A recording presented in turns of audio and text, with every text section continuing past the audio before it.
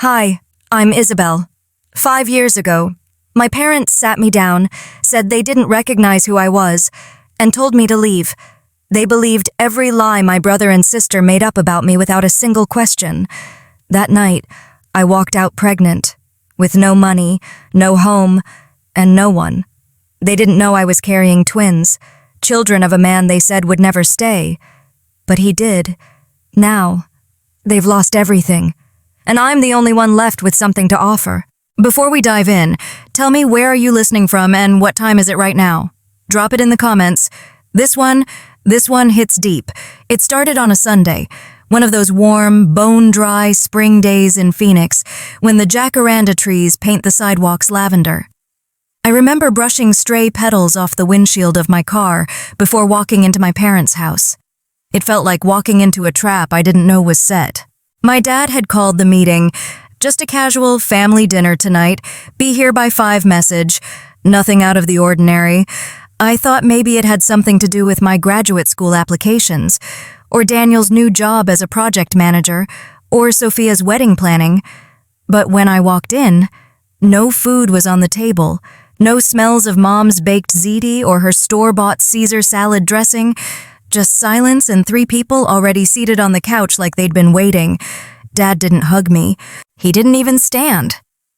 "You're late," he said. "Traffic." I-17, I offered, still half smiling, scanning the room for a clue. Mom stared down at her folded hands. Daniel was sitting smug, like he'd just aced a test he hadn't studied for. Sophia looked away, but there was something rehearsed in the tilt of her jaw, like she'd practiced this moment in front of a mirror. "Isabel," Dad said, "we need to talk, and we need you to sit down." That's when I knew something was wrong. I sat, stiff-backed, on the armchair closest to the window. The light behind me made their faces even harder to read. "You've been taking money," Daniel said, skipping any build-up. "From Mom and Dad's retirement account." I blinked. "What?" He slid a printed statement across the coffee table, a highlighted section circled in orange marker, a withdrawal. I started, but Dad raised a hand. Sophia jumped in like she couldn't wait any longer. "And she's been seeing that married guy, you know, the one who works at Banner Hospital. She tried to sleep with my fiancé too. He told me everything." I couldn't breathe.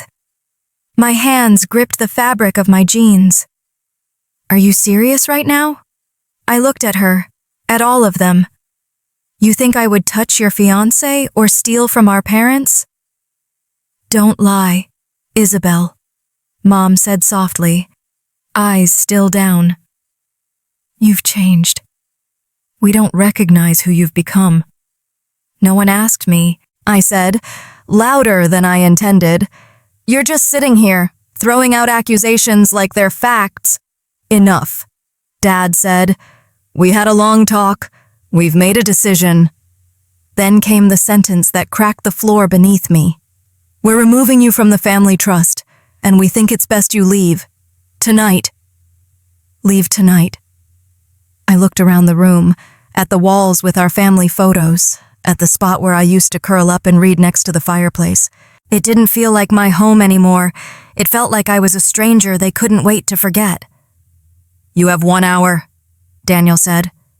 "1 hour," I whispered. "We've already packed a bag," Sophia added. "It's in the hallway." I stood up, feeling like I was floating outside my body.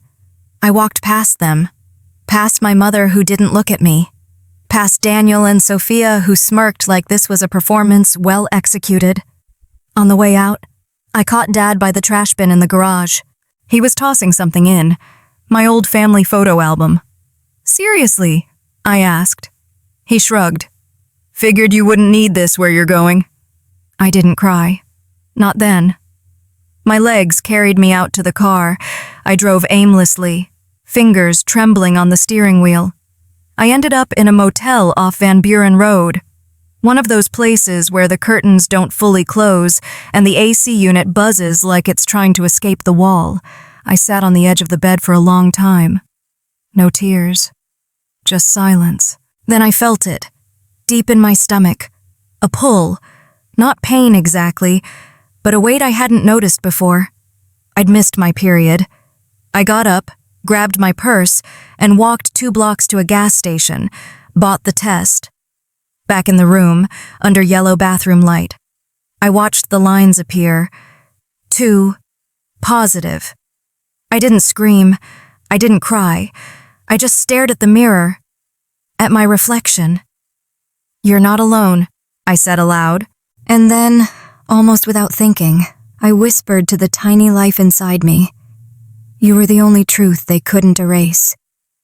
The motel room smelled like bleach and old carpet. Outside, the neon vacancy sign buzzed faintly. I sat at the small table near the window, the pregnancy test box still open beside me.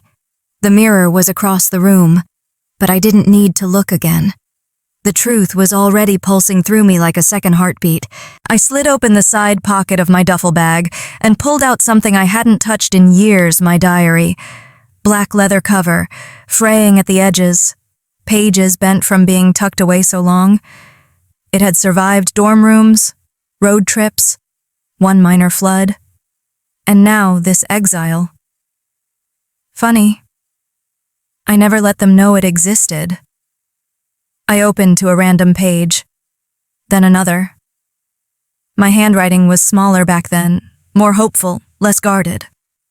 I scanned through a few entries about lab work, coffee shop shifts, texts with Owen back when we were still in the flirting but pretending we're just friends stage.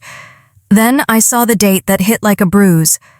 March 12th, junior year. Daniel asked me to explain the gene splicing segment from our capstone. He kept nodding like he was really into it. Turns out, he just repeated my whole section during the team presentation, didn't even change the wording. Professor emailed the group afterward and said Daniel showed leadership initiative. Dad printed it out and framed it. I slammed the book shut for a second. That memory still burned. I remembered how Mom clapped for him in the living room. "Your brother is finally stepping up," she said. I stood there, speechless, while he soaked in their pride with that grin that never reached his eyes. I opened the diary again, turned more pages. Sophia. There she was, too. Always immaculate. Always center stage. But it wasn't her spotlight that made her cruel. It was how she guarded it. Another entry. Grandma let me wear her old pearl bracelet today. Sophia saw it and said, "That should be mine. Grandma only gave it to you because she felt bad you weren't pretty enough for the pageant."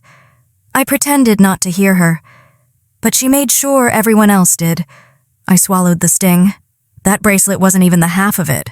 What Sophia didn't know, what no one did, was that Grandma had secretly left me her wedding ring. A little gold band with a sapphire center. I kept it hidden inside a hollowed-out book. It was the one thing I had from someone who saw me. She saw me. A week after Grandma died, Sophia stood in the backyard during a family brunch and announced she was going to use Grandma's ring as her something old for the wedding. No one corrected her. I stayed quiet. I wasn't brave then. Not yet. And her wedding god, they let me come, gave me a seat in the 4th row near the speakers. When the time came for speeches, I stepped up to the mic and it cut out. Sophia waved it off with a laugh. "Technical glitch," she said, then turned to the crowd and launched into her own toast. The mic worked just fine for her. Back in the motel room, I looked around like the walls might offer comfort. They didn't. I glanced at the test again, still positive, as if the line had deepened overnight. I reread the instructions like maybe I had misinterpreted. I hadn't. The weight of the truth pressed against me. Not just the baby, but the realization that I'd never really been one of them, not in their eyes. I was tolerated, never treasured. My phone vibrated on the table, an unsaved number. I almost didn't pick it up. The text preview read, "I'm coming to Tucson. If it's true, you're not alone. Owen." I didn't even tell him. Not yet. But somehow, he knew. Or maybe he'd always sensed it. And for the first time since I was thrown out, something inside me stopped trembling. The man who still looked at me kindly. I didn't know how long I stood there after reading Owen's message, just staring at the screen like it might change.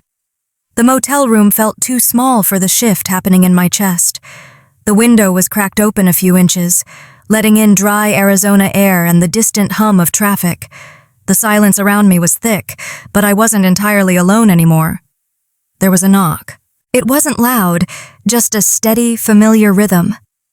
I froze, with my phone still in hand, then I crossed the room and opened the door. He looked the same, but also like he'd been through something of his own. Owen stood there in a gray shirt, the sleeves rolled just enough to show the faint tan lines on his arms. His eyes met mine, gently, not searching for an explanation or a performance, just presence. "You okay?" he asked. I couldn't find the words, not at first, so I stepped back, and he came in. We didn't hug, didn't cry. There wasn't that kind of drama. He just sat in the chair near the window while I perched on the edge of the bed like someone visiting a stranger's house. The silence stretched between us, not awkward, but heavy with everything unspoken. Eventually, I whispered, "I didn't expect you to come." He didn't answer right away. Instead, he glanced at the small table by the bed where the pregnancy test still sat next to an empty water bottle. He didn't point, didn't question, just said, "Want to get out of here for a bit?" I nodded. We drove in his truck, an older Ford, the kind that vibrates just enough to make conversation easy to postpone. He parked outside a small diner with cracked vinyl booths and windows that hadn't been washed properly in years. The kind of place where no one cared who you were as long as you paid in cash and tipped halfway decent. We sat at a booth by the window. Owen ordered coffee for us both, black. The server didn't bother with a menu. Neither of us were here for food. He looked at me once the coffee arrived and said, "You don't owe me anything." "I'm pregnant," I said. I didn't even ease into it. He didn't blink, didn't flinch. He just reached for a paper napkin, grabbed a pen from his jacket pocket, and scribbled something, then slid it across the table. One word, together. I stared at it like it was a language I hadn't seen in years. "I don't want to run," he said. "Not from this. Not from you." I laughed, a short breath that wasn't quite humor. "You don't know what you're signing up for." "Maybe not, but I know what I walked away from." He told me then about his family old money from the Northeast, vineyards and biotech patents, and expectations thicker than blood. They wanted him to marry the right girl, invest in the right projects, say the right things at the right gala. He'd left it all. "You don't know this," he said, "but I saw the way your brother talked over you during that university pitch event. I saw the slide deck you made. I knew whose work it was." My fingers tightened around the coffee mug. I hadn't thought anyone had noticed. Daniel had strutted across that stage like he'd built the whole concept. My name wasn't even in the footnotes. "He took the credit because he knew they'd believe him more than you," Owen said. I looked out the window. A teenage boy in a hoodie crossed the parking lot, skateboard in one hand, headphones around his neck. The world was still spinning. Life was still moving, even after everything had come apart. "Sophia used to tell people I was the weird one," I said, almost smiling. "She used to say I was Grandma's favorite because I liked books more than parties. She resented your closeness with her. She resented that I didn't need her approval to breathe." He nodded. We talked for nearly an hour, no interruptions, no performances, just truth told plainly between sips of bad coffee. I told him about the trust being rewritten, about the accusations, about the hour I was given to leave, and the photo album that landed in the trash. I told him about the motel, and the nausea, and the mirror, and the test strip that confirmed something terrifying and holy all at once. I didn't cry. I couldn't.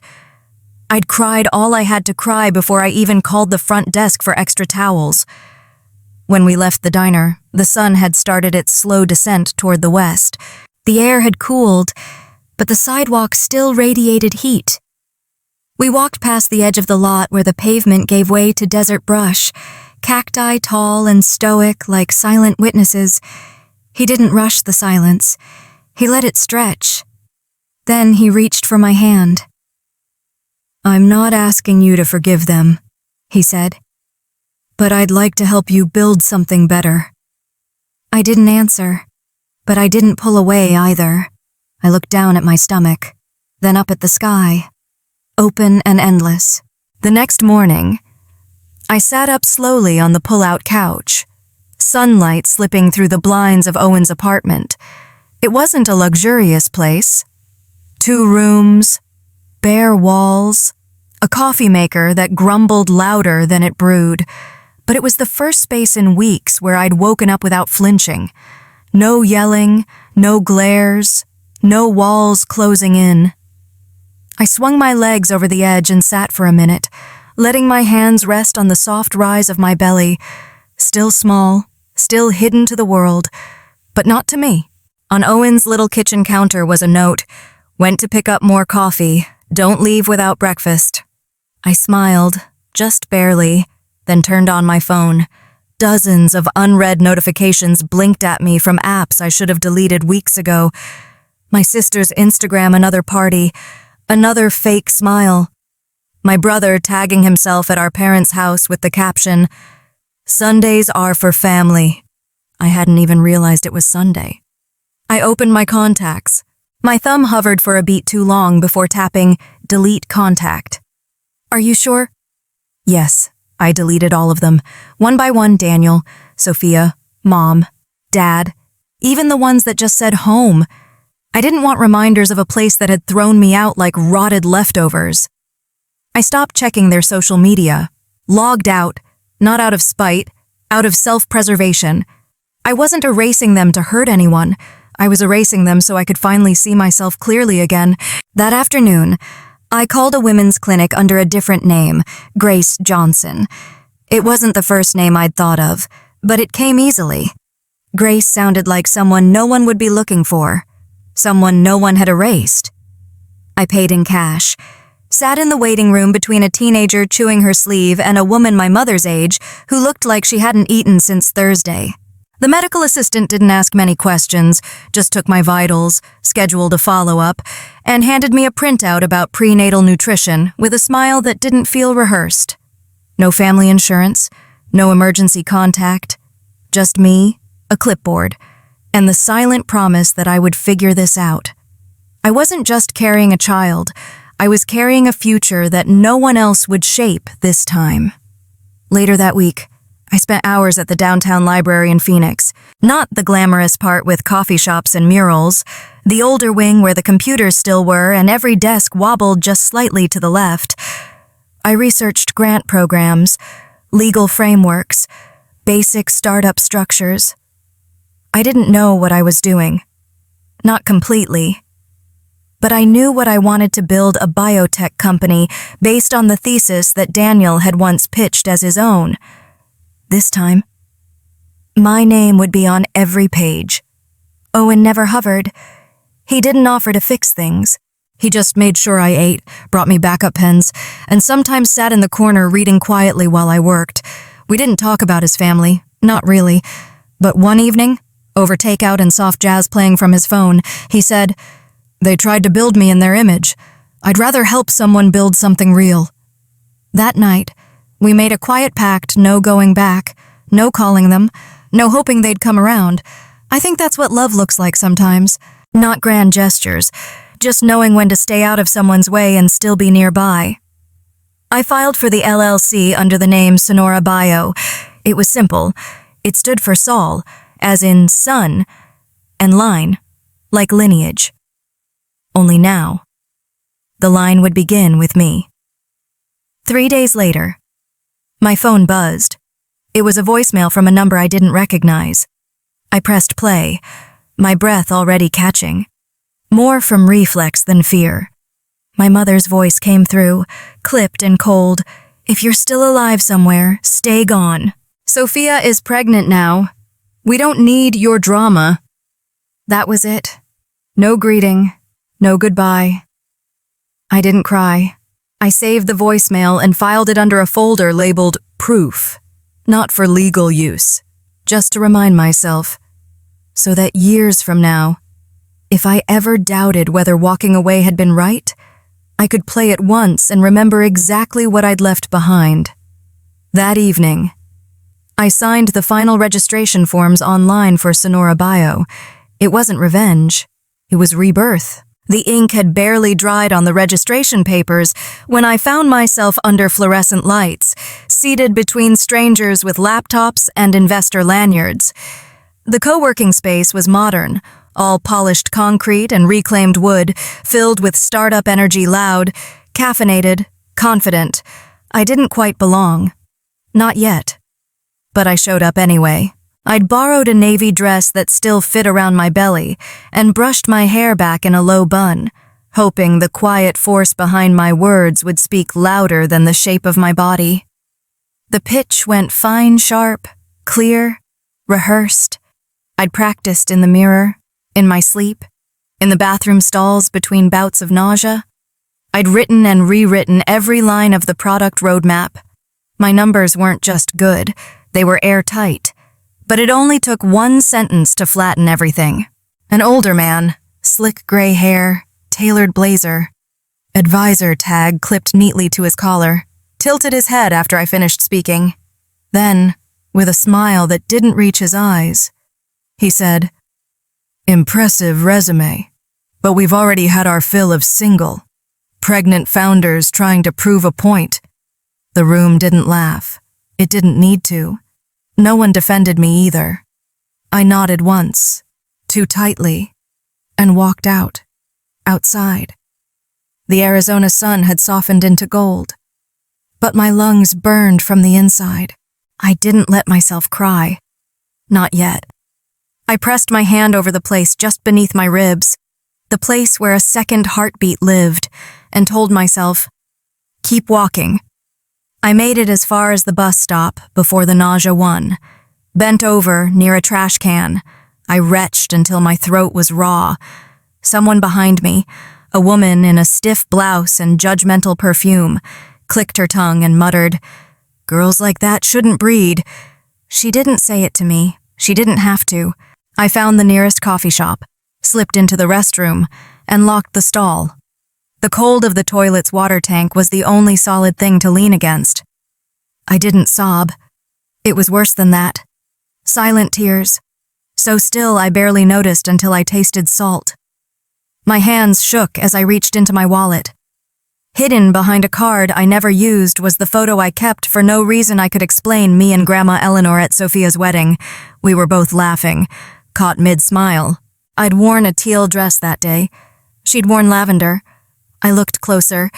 I always looked at her face. But this time I saw my own hand in hers. A moment I'd forgotten. Her palm tucked something into mine. A ring. Not just any ring. Hers. The one she wore when she married Granddad. The one she told me would be mine someday, because you see people for who they are, not what they want from you. But at the will reading, it was Sophia who showed up wearing it, smug as ever. "Grandma said it belonged to the first daughter to marry," she'd announced, and no one questioned her. No one looked at me. I never said anything. I'd let the lie live because back then, I still thought keeping the peace meant keeping the family. I folded the photo and tucked it back into my wallet like it was armor. When I stepped back outside, the sky was orange, mauve. The streetlights flickering to life one by one. I walked without a destination, letting the city carry me forward. By the time I reached the quieter part of downtown, I found a bench near a dry fountain. I sat, opened my notebook, and wrote, not to my parents, not to Daniel or Sophia. I wrote to the people I hadn't met yet, the ones who might back Sonora Bio. I told them about the science, yes, But I also told them about the kind of founder I was becoming. You won't find someone more relentless, I wrote, than a woman who built everything after being told she was nothing. Nans. I didn't sign it with flair, just my name, Isabel Hayes. That night, I walked home with swollen feet and a cramp near my lower back, but I didn't feel small anymore. I felt lit, not like fire, but like the ember you think went cold until it glows again in the dark. That morning, I woke before the sun. Something in me had shifted. Not dramatically, not like a movie moment with swelling violins, more like a quiet hardening, the kind that doesn't melt when someone apologizes late or says, "But we're family." I sat at the corner table in the shared workspace, laptop open, tea cooling beside me. I adjusted the font on my pitch deck again, not because it needed it, but because I wanted it to feel intentional, deliberate. Every slide told two stories, the science and the survivor. When I added the final line, founded by Isabel Hayes, PhD in progress, because being erased doesn't mean you disappear. I didn't hesitate to click save. That evening, the virtual startup showcase kicked off. 100 hopeful founders in boxes on a screen, dozens of muted judges. Owen sat just outside my frame, not offering help, just steady presence. I waited my turn. When my face filled the main window and I began presenting, I didn't lead with trauma. I led with data precise, forward-thinking, clean. Then I told the why. I built this not in spite of what I lost, but because of it, slide by slide. I mapped out a vision for the kind of biotech product that could quietly change women's lives, low cost. Early hormone detection for underserved clinics. The chat pinged. Reactions. Questions. Then one judge leaned forward. He looked barely older than me. Sharp suit, sharper smile. "Wait," he said. "Hayes, as in Sophia Hayes from the Phoenix Gala Foundation?" My jaw didn't clench. I didn't blink. "No," I said evenly. "I don't have a sister." The silence lasted just long enough. Then the chat erupted. "Whoa! Did she just... Damn." Owen's text arrived a beat later. That was a mic drop moment. I closed the call 5 minutes later with a polite nod and a thank you. Later that night, we ordered cheap pad thai and ate it straight from the cartons on the balcony of our shared place. The city lights shimmered like they always do when you're a little tired and a little proud. Then Owen shifted beside me. "There's something I need to tell you," he said. I sat down my fork. "My mother. She's friends with someone in your family. Your aunt, I think. They went to high school together. Still talk." My mouth went dry. "Aunt Linda." He nodded. "She's the one who told my mom about the mess with you, back before I knew any of this. And you didn't think to mention that I didn't want to lose you." It was a stupid answer. Honest, maybe, but still stupid. I didn't raise my voice. I just stood up, took a breath, and said, "No lies, no alliances with ghosts from my past. If I move forward, it's clean." He didn't defend himself. He just nodded, pulled out his phone, and one by one, deleted every contact tied to that part of his world. I watched him do it. Then I sat back down. The next afternoon, my inbox pinged, a subject line, "Initial funding, Sonora Bio." It wasn't $1 million. It was $25,000, but it was from someone who'd watched the pitch and wrote, "Your conviction is unforgettable. I'd bet on that kind of clarity." I stared at the email until it blurred, not from tears, just disbelief. Then I printed the check, walked to the rooftop of the co-working space, and let the dry Phoenix wind slap my cheeks awake. Below, glowing off the side of a building, a billboard flickered. Sophia's face smiled beside a slogan about women's empowerment and charitable futures. It was a lie. Just another image she wore better than truth. I folded the check in half, slid it into my blazer pocket, and whispered, You can't erase what I've built just because you screamed louder first. By the time my company had a name, I no longer needed theirs. Viridian Biotech wasn't flashy. It wasn't the kind of name you bragged about at a gala, but it was mine. Every single part of it had been built on ground I scraped with my own hands. And that morning, I zipped up my blazer over my growing belly and stepped out into the sunlit morning, not as someone's daughter, not as someone's sister, but as a founder. The Regional Medical Innovations Conference was being held at a swanky downtown hotel, the kind with marbled floors and triple lattes that cost more than a lunch. Owen parked a few blocks down so I could walk in alone. It wasn't about dramatics. It was about reclaiming the space my name had once been erased from. But nothing prepared me for what I saw. Right outside the main conference hall stood a 10-foot-tall banner, silk-printed and perfectly lit, that read, "Women Leading the Future of Health," sponsored by the Sophia Hayes Foundation. And right there, front and center, was Sophia's face, head tilted slightly, eyes modest, arms crossed like she knew exactly how to pose for legacy. Below that, quotes, words pulled word for word from my thesis abstract.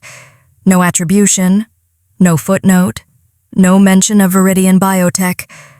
I stood still long enough that someone brushed past me and muttered, "You okay?" I wasn't, but I nodded. The moderator called the next name on the mic, mine. I walked past that banner without touching it, without looking back. Inside, the panel sat neatly arranged on stage. Sophia was absent. Of course, she only lent her face, never her presence, unless there was applause waiting. As I stepped up to the lectern, the room hushed. I clicked the remote. Slide 1 data charts, hormonal response mapped over trimesters. Slide 2 underserved patient response rates in rural clinics. Slide 3 a photo, my hands cradling my stomach, a sticky note on the mirror that read, "You're not invisible. They just can't see what you're building yet." I took a breath. Then I spoke. "I wasn't invited to this panel," I said. Steady.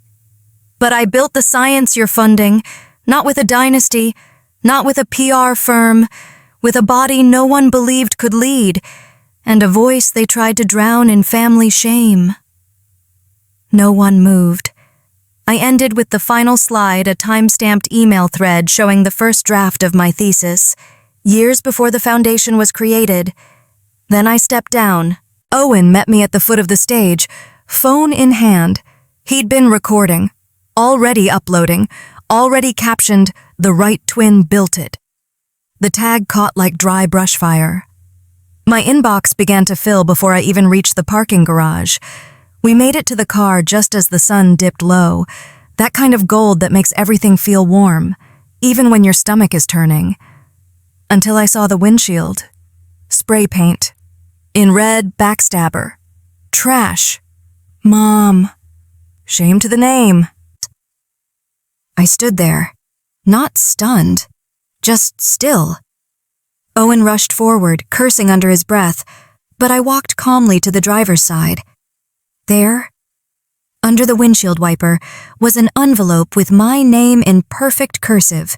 Inside, a cease and desist letter, accusing me of defamation, demanding takedown of all posts, threatening to sue. At the bottom, Sophia's signature, Owen's face flushed with fury. "Do you want me to call the police?" I didn't answer. I reached into my bag and pulled out a folder, thicker than hers, heavier. Inside screenshots of time-stamped research files, email threads with advisors, grant receipts, statements from lab assistants, copies of old mentorship logs, all with her name falsely attached to my work. I closed the folder slowly, tucking it under my arm. "Let her try," I said. "Let her swing first." I turned to Owen and smiled, soft but sharp. "Because I brought the fire this time." The lawsuit was already drafted. I just hadn't hit send until now. And once I did, everything moved faster than I could have imagined. The silence between me and my family became legal paperwork. The ache in my chest became evidence. The sleepless nights, depositions. I arrived at the Phoenix courthouse early that morning. The air was dry, the sky clear in a way that made everything feel sharper. I wore the navy blazer my mother once said made me look too masculine for a daughter. I smiled while buttoning it that morning. She was right. It wasn't feminine. It was formidable. Inside the courtroom, the lights buzzed, the benches filled with quiet murmurs, and the squeak of legal pads flipping open. Owen sat 2 rows behind me. No tie, just presence. That was enough. My attorney, a woman named Eleanor who had the calm fury of someone who'd clawed her way through decades of boardrooms, leaned over and said, "You ready to let this breathe?" I nodded once. Then the first bomb dropped. "Your Honor," Eleanor began, "we're not just bringing forward intellectual property theft. We have testimony from a former NIH grant officer confirming that Sophia Hayes used proprietary research, authored by Isabel Hayes, to secure both federal funding and nonprofit status." You could hear the air leave the room. The judge, a sharp woman with tightly coiled hair and a sharper gaze, didn't blink. "Proceed." And just then, the doors opened. Sophia entered, wearing a cream sheath dress and sunglasses that didn't match the fluorescent lights. Her heels clicked slowly, as if she were still on a stage. When her eyes met Owen's seated form behind me, her jaw locked. She hadn't expected him to stand by me. That was her mistake. Sophia's legal team, all polished teeth and performative civility, tried their angle. "This is a tragic misunderstanding among family," one of them said. "Grief, sibling rivalry, confusion over academic boundaries." I stood. The courtroom grew quiet again. "I'd like to submit additional evidence," I said. My voice didn't shake. I walked up to the bench, pulled a small USB from my purse, and handed it to the clerk. "Audio files," I explained. "Conversations recorded outside my old bedroom. I had no idea they were being said loud enough to capture, but they were—" The judge raised an eyebrow. "And what do these recordings contain, Ms. Hayes?" My mother, my sister, my aunt, all discussing how to cut me out because I was too stubborn to control. I didn't cry. I didn't need to. I saw it ripple through the room, the unease, the shock, and in a strange, quiet flash, my mind pulled me backward, a younger me, sitting cross-legged on my childhood bed, the sound of laughter from the hallway. I remember freezing, hearing my mother say, "She's not smart. She's just difficult, like her father." That night, I'd curled into the smallest shape I could manage, but here, in this room, I stood tall. The judge took a long breath and nodded to the bailiff. "We'll recess to review the submitted recordings. In the meantime, I am granting a temporary injunction. Ms. Sophia Hayes is barred from representing or financially benefiting from any material related to Viridian Biotech, its subsidiaries, or any derivative works tied to the plaintiff's graduate research." There it was. Not an applause, not cheers, just silence, which, in court, is as loud as justice gets. As the crowd filed out, Sophia looked around for someone, anyone, to walk out with her. Our parents sat on the opposite side of the room. My father looked down at his folded hands. My mother stared blankly ahead. They didn't move. Sophia stood there, alone, in a sea of whispers and camera flashes. Reporters surged toward me as I stepped into the sunlight outside. Microphones, lenses, questions. One voice broke through, sharp and clear. "Ms. Hayes, is there anything you'd like to say to your family?" I paused, just long enough for the hush to spread again. Then I said, "No, I already did. In court." I didn't go home to celebrate. I went back to the lab with my children asleep beside me. The space smelled faintly of ethanol and fresh paper. The overhead lights were dimmed. save for the desk lamp by the culture station. Caleb and Maya lay curled in matching blankets I kept tucked under my bench, their soft breaths rising in rhythm. One tiny foot had escaped, dangling over the edge of a cushion. I gently nudged it back under the quilt and kissed the crown of Maya's head. Their presence grounded me more than any court ruling ever could. My phone buzzed softly on the counter. A name I hadn't seen in years flashed across the screen, Dad. I hesitated, then tapped the email open. Subject none. Hope you're proud. Sophia is gone. We're alone now. No apology, no explanation, just that line, like a stone thrown into a well and never waited on for the splash. I locked the screen and turned away. Instead of answering, I picked up the pipette and slid on a fresh pair of gloves.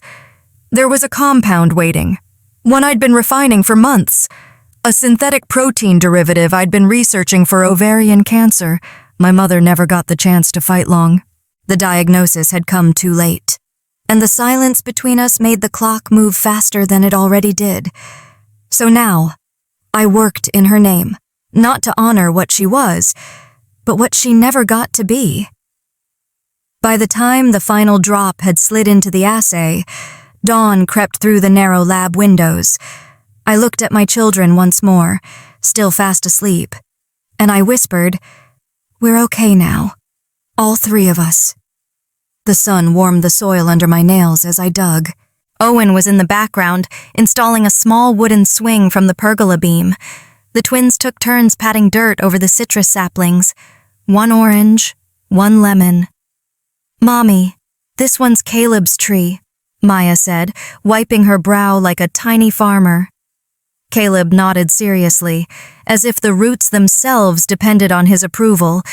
It was just a narrow strip of earth behind the house, boxed in by white stucco and sun-faded bricks. But it was ours. That morning, I felt my lungs stretch in a way they hadn't in years. The doorbell rang. A package sat on the stoop. Plain brown wrapping, no return address. I opened it slowly. Inside, protected by thick cardboard, was a single photograph. My fingers froze.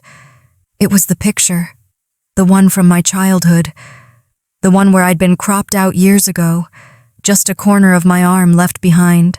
But this time, I was there, smiling awkwardly, off-center, in that hand-sewn blue dress Grandma Eleanor had made. I turned it over, written in neat pen, "This is the version that matters." Oh. Owen walked up beside me, wiping sawdust off his hands. "I found it in one of her old photo albums," he said gently. "The original print, before the edits." I nodded. I didn't need to say thank you. He already knew. Later, after the kids had gone down for their afternoon nap, we sat under the pergola with lemonade and silence, the kind of silence that comes only when no one's expecting answers anymore.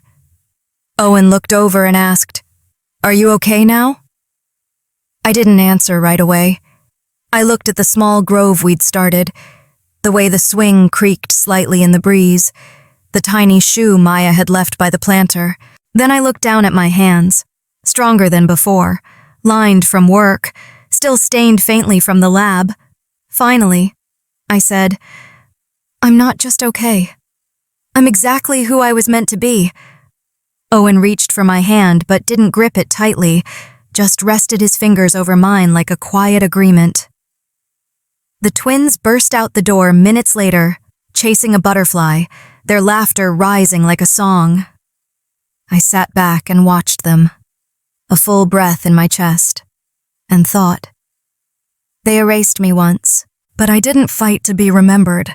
I built something too real to ignore.